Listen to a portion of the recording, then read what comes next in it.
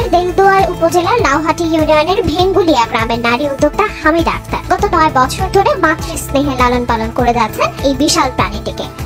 আমার জীবনের চাইতে আমি মানিককে বেশি ভালোবাসি। অনেকেই বলে মানিককে কেমনে বলছেন, আমার জীবনে আমার যেটুকু শরীরে যত্ন না নেই তার চেয়ে বেশি যত্ন আমি মানিককে করি।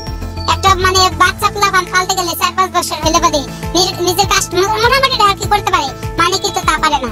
আর রাত্রে 3 বার করে জায়গাটা পরিষ্কার করা লাগে। একেবারে হাতের মতো বিশাল দেখে ষাঁড়টির নাম মানিক, ওজন 54 মণ। এবার কোরবানির হাটে এটি দেশের সর্বোচ্চ ওজনের গরু বলে দাবি মালিকের। মানিককে পাইলে 9 বছর ধরে পাইলে আমরা বিপদের সম্মুখীন হয়েছি। আমাদের যা সম্পদ ছিল প্রায় এর পাশে খরচ হয়েছে। এখন আমরা কিভাবে দাঁড়াবো, এটাই আমাদের সম্ভব। এই মানিকই আমাদের সম্ভব, তাছাড়া আর কোনো সম্ভব নাই। হামিদার পরিবারে ছেলে না থাকায় নবম শ্রেণী থেকে সংসারের হাল ধরেন তিনি। মুদি দোকান চালান, দর্জির কাজও করেন, কিন্তু সব ছেড়ে এখন মনোযোগ শুধু মানিককে ঘিরেই। 9 বছর স্বপ্ন আর শ্রমের ফসল মানিক এখন শুধু একটা ক্রেতার অপেক্ষায়।